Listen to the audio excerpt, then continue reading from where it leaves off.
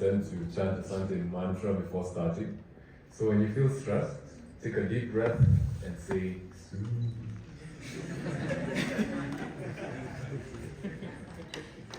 Anyway, back to the science. My name is James Njoroge. I am a fourth year medical student at the University of Nairobi. And together we shall be delving into the morphology and morphometry of the Vidian Canal in a select Kenyan population. My co-authors are Kulud Nurani, Dr. Fozia Bhatt, Dr. Mandela, and Dr. Olavu. So probably most of you are wondering what the Vidian Canal is. From your anatomy, you probably heard its synonym. It's also known as the pterygoid canal. It is a connection between the foramen lacerum and the pterygopalatine fossa. It contains the Vidian nerve and the Vidian vessels. Just like all of us, it is a relatively ignored canal, particularly in African populations. That is mainly attributed to its difficulty of access. But fortunately, we have radiological techniques that are our best friends, and they probably help us visualize them. Okay, so I hope the time guys are seeing this. Okay, so my study was justified by the increased popularity of endoscopic endonasal approaches to the skull base, and that's mainly because we're moving away from the more invasive procedures that leave a lot of scars. So we tend to look for something minimally invasive. So this has raised the need for the identification of reliable markers that probably would help you prevent iatrogenic injury. And the Vidian Canal is a very reliable landmark for the petrous part of the internal carotid artery, and that is why I actually did this study.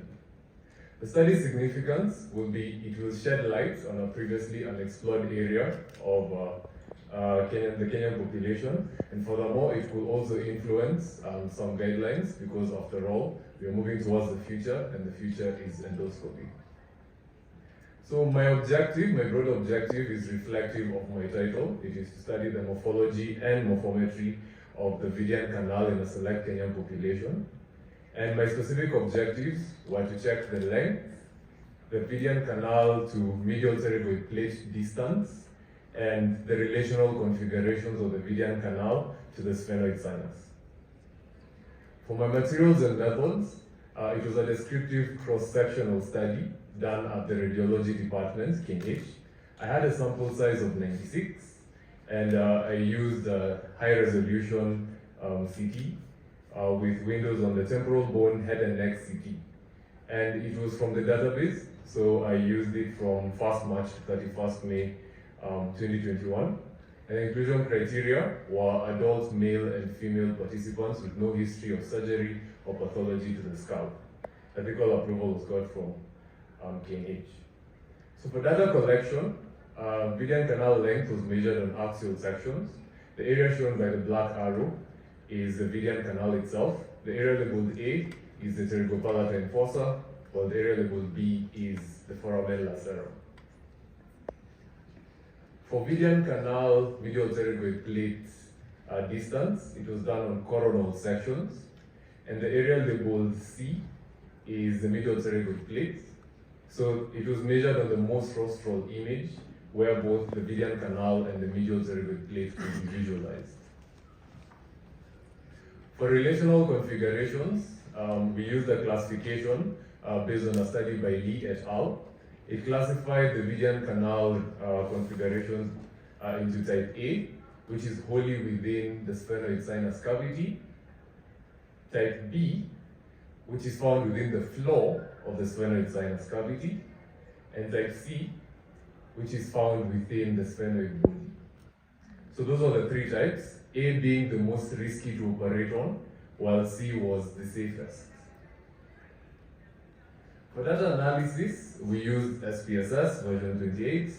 The independent t-test was used to compare sex differences in the Vidian Canal length, as well as the distance of the Vidian Canal from the medial pterygoid plate, while the paired t-test was used to check for intra-individual side comparisons.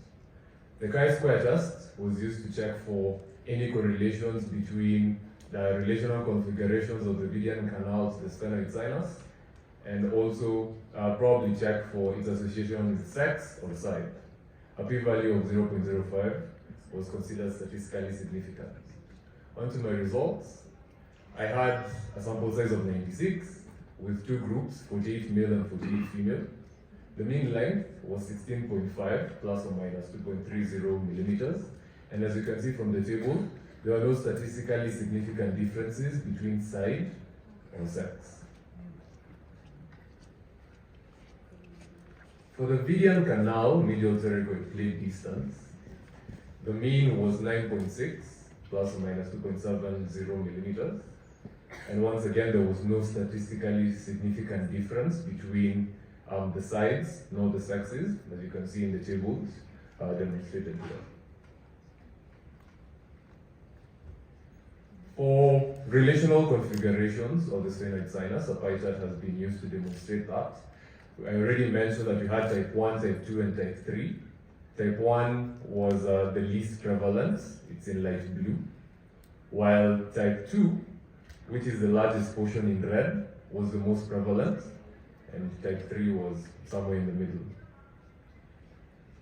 So the result of our chi-square test, particularly for this variable, was that there was no statistically significant correlation with side. However, we noted a significant correlation with sex, and that will be demonstrated in the following slides. So for males, you can see that there was a distribution. There was a demonstration of all three types of the Vidian canal, all three relations. And you can see type 1 was still the least prevalent, while type 2 was the most prevalent. But in females, in our next pie chart, you can see that there was no type 1 Vidian canal noted here. So that could probably attribute, that's where we could probably find a significant correlation with sex. So on to our discussion. 1 minute left, okay. So the length is important to determine the extent of drilling of the Vidian canal during transpterygoid approaches, and they are consistent with some of the populations that we compared with, and it showed really there will be no differences between our endoscopic endomesal approaches and those in other populations. For the VC and PP distance, it is important when applying transpterygoid approaches to the skull base. And the Kenyan distances were much greater than some of the populations that we came across. And this implies a reduced risk of iatrogenic injury to the Vidian canal contents during transpterygoid approaches. For relational configurations, what we noted was type 2 was the most prevalent. It is important while determining the amount of drilling, particularly during transsphenoidal approaches. And these were some of the comparisons that we had with our populations. But a significant thing that has been noted is that the correlation with sex has been overlooked in other studies, so that could probably be something that could be explored even in future studies. And these differences could also be attributed to genetic and hormonal differences between sexes in skull development. In conclusion, the prevalence of type 1 Vidian canals among males implies an increased risk of iatrogenic injury to Vidian canal contents, particularly during transsphenoidal approaches. These were some of our study limitations, intra-observer error, and each measurement was taken thrice to ensure that that was alleviated. These are our references. Thank you.